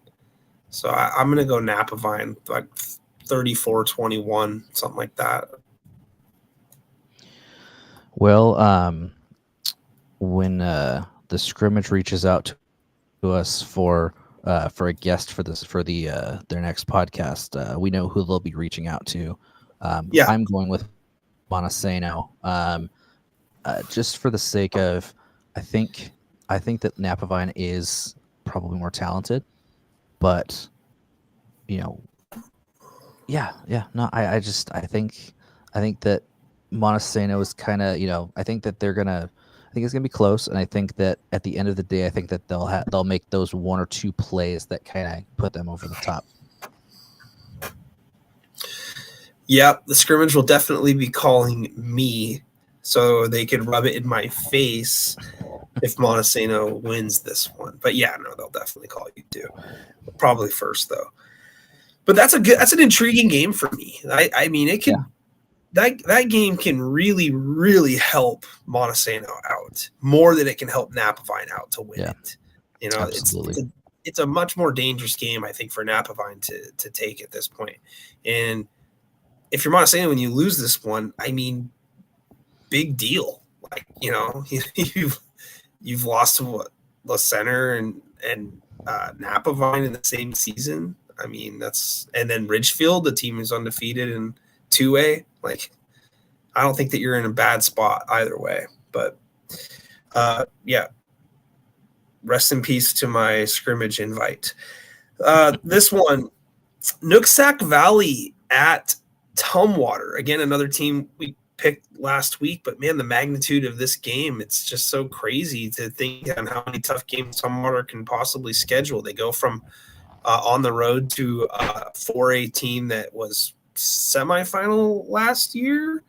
Does that sound right? Or quarterfinal? And I think that they're at least quarterfinal in Eastlake. But either way, Nooksack, tough team, 1A ranks, undefeated. I'll let you pick this one first. I've been picking first too much. I am going with Tumwater by 28. I think that Nooksack's a good team. I think Tumwater they're top 10 in the state, regardless of class. I think they are. To that offense that they run is difficult to get prepared for. If you don't run it, it's difficult to get prepared for. And when you run it as well as they do, with the talent that they do, I think that they're going to win handily. The one thing that's so hard for going up against Tumwater is, even if you see it on film, and even if you coach your scout team to be in the certain position that you need to be in, it's so difficult to replicate, like the timing and the speed of which Tumwater plays with. You can scout team all you want, but it's a totally different animal having to defend it in game. And the other thing is too, it's so hard to stay home, and not try to over pursue, because the moment that you do, they're looking at that and they're figuring out where they're like playing chess, and they got 2 moves ahead already. So it's such a tough team to play against. With that being said, I'm going to go Tumwater as well. I just don't see a loss really for them at all until we potentially get to the playoffs. I think that they're looking pretty solid in terms of remaining undefeated. The last game that I had written down here to pick, I'll be honest, I haven't seen either team with my own 2 eyes. So we should obviously talk about it and pick it, because that's Absolutely. What we do. It's Oak Harbor at Cedar Woolley, a couple of 3-0 teams in the 3A classification. And wow, I don't even know. I think that at this point, I'm going Oak Harbor on the road. I think that if you just look at the teams that they've played so far and beaten, again, having not seen them in person, those are impressive names. So I can't go against the impressiveness of Ferndale and Stanwood, a couple of teams that have been in the 3A playoffs a lot. So yeah, that's where I'm at. I'm going to go Oak Harbor on the road. Not so fast, my friend. Just kidding. So these two actually have a common opponent already. They've both played Stanwood. Cedro beat Stanwood by 7. Oak Harbor beat Stanwood by 6. Therefore, Cedro wins by 1 point. Cedro. I like it. Give me the Cub head. Okay. Before we log off, Justin's late. So Mr. Law Office of Domashevitz says that he missed the start of the show because of a family dinner. No excuses. Play like a champion, unlike North Carolina did. But he'll be listening tomorrow. Hope you only said good things about Montesano. Only Matt said good things about Montesano. I picked Napavine to win 34-21. So, yeah, I know for a fact Justin will be picking Montesano in their scrimmage pick'ems that they do because he cannot possibly pick against them, which I totally get. It's like the same thing with RA Long. If I pick against RA Long, they win. If I pick them to win, they lose. So why even change what your method is at this point? Just go with it, because if you pick against them and they win, then you look like a moron. And if you pick them and they lose, you're just picking the team that you cover. So big deal. I think it's kind of funny that I think Domashevitz's ears started burning. The second we start talking to him, bam, he's there in the comments. Yeah. Well, he should have been here earlier. The family dinner's no excuse, man. There's going to be several more of those. A dad pod, man. Dad pod. Yeah. Gosh. Yeah. I was doing my sports betting podcast with my good buddy Brucey, aka Jared, Coach J-Rod. And we have a lot of fun doing that, by the way. It's a lot of fun. We have a chance to pretend that we know something about betting money. But Dustin popped up last week, and he's like, yeah, man, North Carolina is going to destroy James Madison, and James Madison put 70 on them. And I'm just like, oh, I can't wait to hear from Justin, man. I was listening to some of the scrimmage podcasts, and his co-host Daniel threw it out like in the first 3 or 4 minutes, and I'm like, yep, I knew that was coming. Yep. That's what happens. I thought James Madison was like that academy that the Major Payne had to coach up in that movie from the 90s. I could be wrong about that, but am I wrong? But isn't James Madison where Dylan Morris ended up?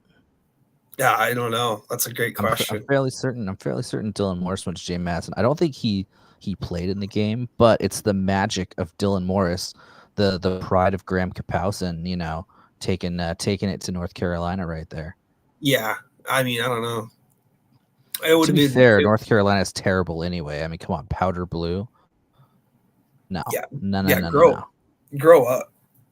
Pick a real color. Yeah. No, 100%. No, we love you, Justin. Thanks for watching. Thanks for jumping on late. Thanks for being a good sport. Thanks for putting yourself out there. I appreciate it. It's awesome. Okay, continue to do all your shows in Grays Harbor. You guys do a great job. And, absolutely, you guys are amazing. I'm as far away from Grays Harbor as you can get, but I absolutely love what you guys do and highlighting the athletes, and just keep it up. Great stuff. Blocked and reported. It's better than the comment that we had about 7 minutes ago. Oh yeah. Oh, starting to get a little. I got really. I saw 3 chat notifications. It's like, oh, awesome, and I was like, oh dear God. Yeah. Yeah. All things considered, it's pretty hilarious. It's like something out of a Judd Apatow comedy movie or something, So I'm glad my mom's not watching this right now. Yeah. Yeah, no problem. Yeah. So anything that you want to add? Oh man, just let's just everybody travel safe this weekend where you're going. Do your this and let's here you go. Let's highlight one thing. Let me pull it up. Speak for a second so I can pull something up, and then I'll gladly do my sign off real quick. Yeah, no problem. Folks, check out the comment section. Hopefully you get it. But my co-host from Friday night's game, Bridgefield and Hawkinson, was my son, Vaughn, who is 10 years old. And Vaughn got on the mic and he said that I have 100 times more subscribers than he does for his YouTube channel. He started the YouTube channel so he could show everybody how to draw certain pictures and stuff. And he wanted to plug his YouTube channel during the live stream. He goes, if anyone wants to subscribe to my channel, it's Vaughn Eats Tacos 789, all one word. So there you go. If you guys could be good sports and subscribe to Vaughn's YouTube channel, he's super proud of it. And yeah, it was just one of those moments where I wanted to cry, just because he wanted to come to do something with his dad, traveled with me down to Ridgefield, which is not a short trip, by the way, from our house. But, the hospitality there is phenomenal. Brennan Shipley is an amazing athletic director and allows me to come down there. She tells me not to even ask permission, but it's been so long since I've been down there. She's like, oh, you still remember us, huh? It's like, I swear, having babies, it happens, you get busy, but she's like, oh, you brought your helper with you tonight too. Yep. And, he was sitting in the press box to start the game, but he came out in the second quarter. And I got to tell you, as far as color commentators are concerned, he's exponentially already better than like Chris Collinsworth or Troy Aikman. Like, all he said was, wow, that was an amazing concentration. And he would look at the roster and then he would say the kid's first name, yeah, it was just a great moment. And he had a lot of fun doing it, So that Vaughn Eats Tacos 789, help him out. Good stuff, Vaughn. Let's go. All right, for my sign off, I had to go find this tweet that I got sent to me on Friday morning last week. So we talked a little bit about Thursday night last week, the big game between Prosser and East Valley of Yakima. And I got this this picture sent to me. It's a picture of a young man from East Valley of Yakima named Braden Albrecht. This kid, after the game gets done, he went up into the stands at Art Fiker Stadium and he helped pick up the trash in the bleachers, helped the Prosser the Prosser people pick up the trash and make sure that the stadium was clean. And that picture was tweeted out by the CWAC Athletics Twitter account, and I immediately retweeted it. I just think that stuff is really, really awesome. I mean, you play a hard-fought game, you lose a heartbreaker, and what's the first thing you do? You pop up and you help out. You make sure that you left it better than you found it. I'm just it's those kind of stories that I want to see more of. And so kudos to you, Braden. I forwarded your stuff to the WIAA. I'm hoping that we see you on the Athletes of the Week this week. Just great stuff. And, just, leave it better than you found it. Just appreciate what you do. Yes. Thank you. Thank you. I'm a fan.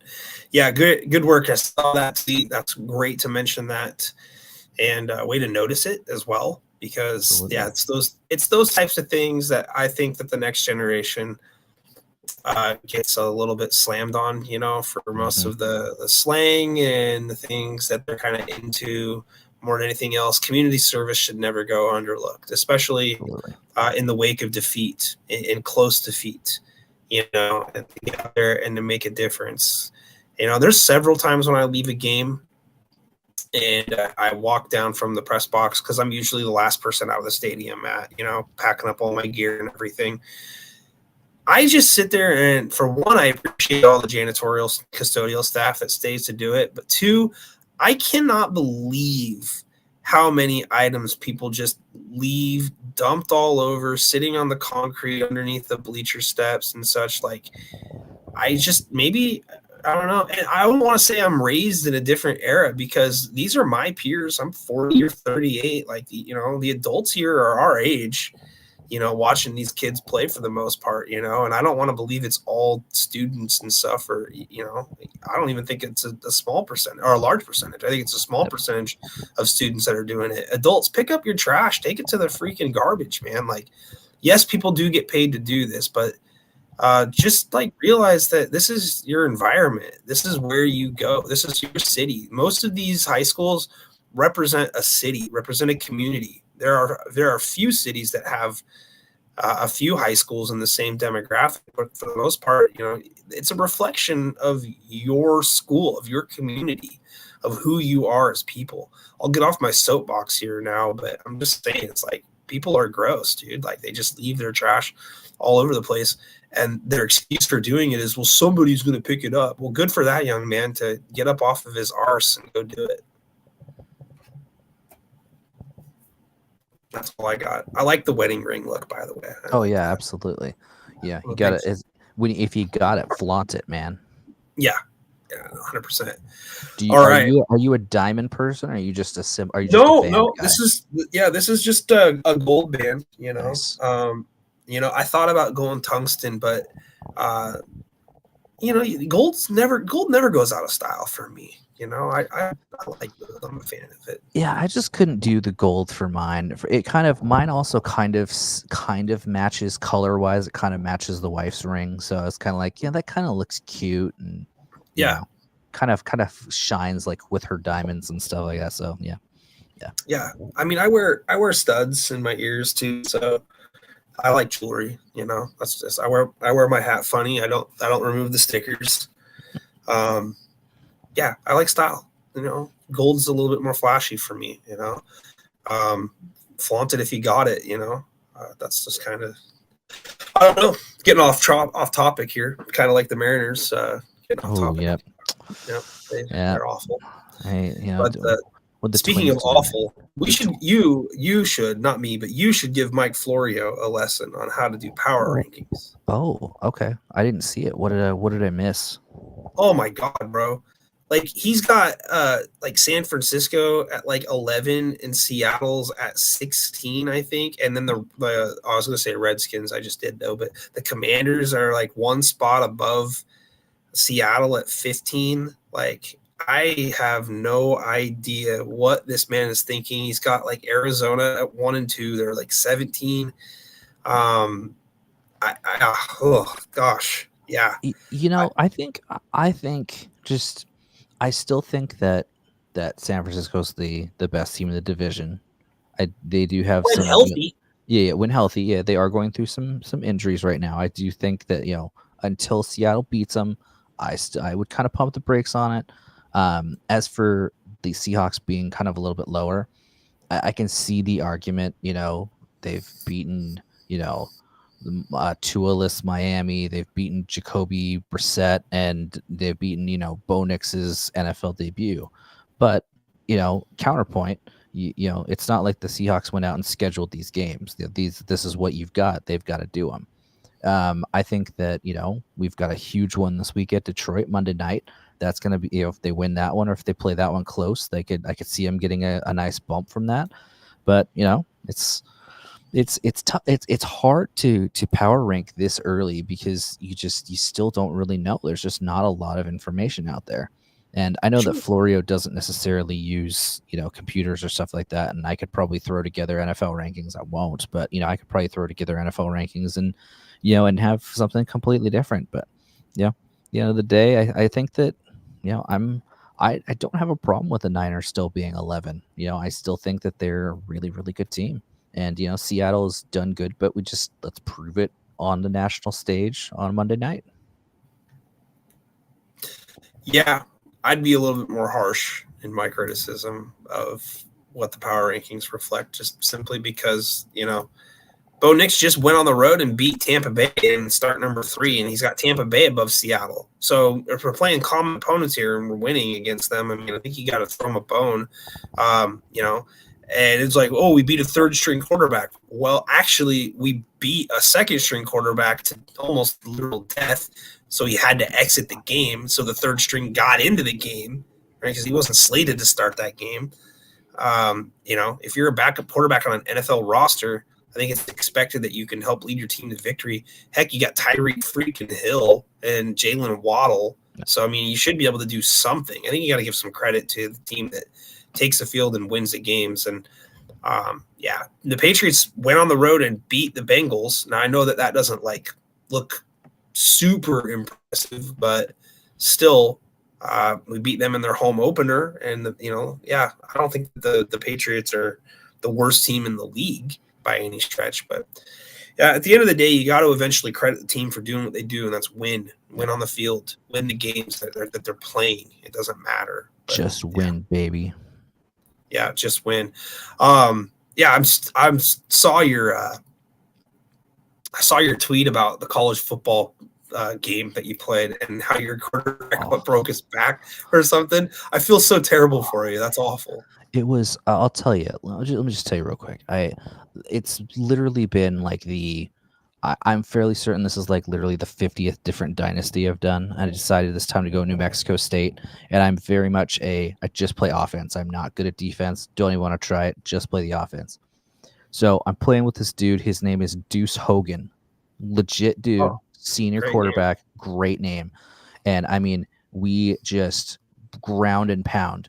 We were just, we lost a game. I kind of messed up some timing. Lost a game, whatever. Anyways, 6-1 going into week 8 or our 8th game of the season. Deuce is having himself. He's doing some good stuff for me, and it was a jet sweep, and he hands the ball off as the defense is crashing, and he gets sacked. He gets knocked down pretty good. 7-yard gain off to the right. And, I see these out, and I was like, oh, okay, that's kind of interesting. So I go to the injury report, and it just says out for game, lower back. And I'm like, okay, cool, whatever. So a couple plays later, it pops up with the injury notification. It says Deuce Hogan has suffered a career-ending injury. And I paused the game, and I was like, what? And I mean, I legitimately got emotional about this. And this happened Saturday night. It is now Tuesday. I've played a couple games since then, and I'm still just like, Deuce, my brother, man, I'm so sorry. I went and looked at the injury report afterwards. Deuce out 60 weeks with a lower back fracture. I was like, oh my God. I legit felt bad for the dude. I wanted to find him on Twitter and just be like, I'm so sorry. I hope you're okay, But yeah. I hope this doesn't happen in real life. While, having the players in the game is great, when they get injured like that, it's just especially as a dad, you know what I mean? You kind of become a softie, and I was like, oh my gosh, what have I done to this kid? Yeah, no, I'm totally a softie. Yeah, when my kid got hit in the face with a fastball at our baseball tournament, oh my gosh, I was like, I don't think I've ran faster since maybe a decade at least, maybe in my 30s. But I sprinted from the dugout or straight out there because I knew where he got hit, and I'm just like, ice, someone got ice, And by the time I had that pack of ice in my hands, he gets up, still crying, but just gets this angry look on his face, and then sprints down to first base with blood on his mouth and stuff. And I'm just having one of those, that's my boy. that's my boy. I guess the big question is, did this getting hit in the face, did it affect his ability to eat tacos? No, apparently not. Okay. But the cavity that he's actually dentist appointment today. He's got an adult tooth that's growing and protruding in between two teeth, and so it's not quite causing the molar to exit. So we have to have an adult extraction to help this this tooth go in. So currently, yes, he is having problems eating tacos. It wasn't due to the baseball, but yeah, as of right now, he's having some problems eating tacos 7, 8, 9. So. Well, sorry, bud, you're gonna have to change your YouTube handle now. Yeah, well, we can hold off. I think we're gonna take this thing out coming up this week here in a couple days. All the best, dude. I think it'll make out pretty good for him. So this week, for anybody who cares, I'm going to be at Longview Memorial Stadium on Friday. And I'll have the live stream link ready to go for you to share to friends and family. But I did the community here in Longview no service last week. I did not cover Mark Morris and Columbia River.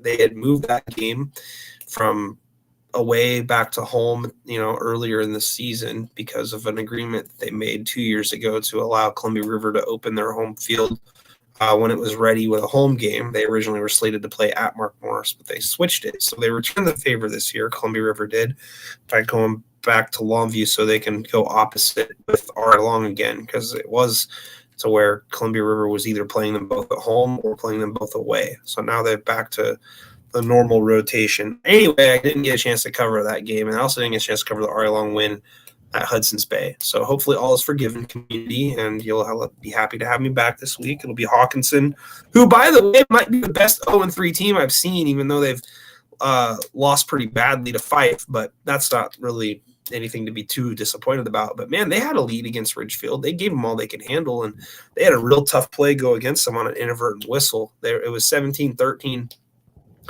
And Ridgefield fumbled the ball 15 yards behind the original line of scrimmage, and the quarterback slid sideways like he's going to tuck and corral the ball, but he never actually grabbed it, and the official blew the whistle as soon as he hit the turf, and Hawkinson recovered the ball, and they would have been 1st and 10 at the 15-yard line, and then it ends up being blown as an inadvertent whistle, so they redo the play, and the Hawkinson coach was just going absolutely ballistic, because I don't blame him. But yeah, Ridgefield turned that into a scoring drive and went up by 11. So, I mean, could have been a completely different outcome. So, yeah. But I'm excited to see Hawkinson again against Ari Long this week, Friday at 7 o'clock. Should be fun.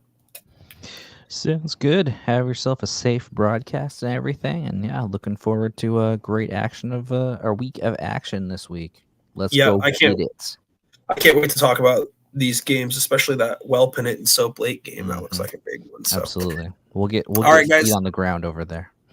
Well, sorry, the first half of the show was not quite as smooth as it normally is with audio and internet. So if you want to rewatch it and you struggle, you will not be the only person who does that.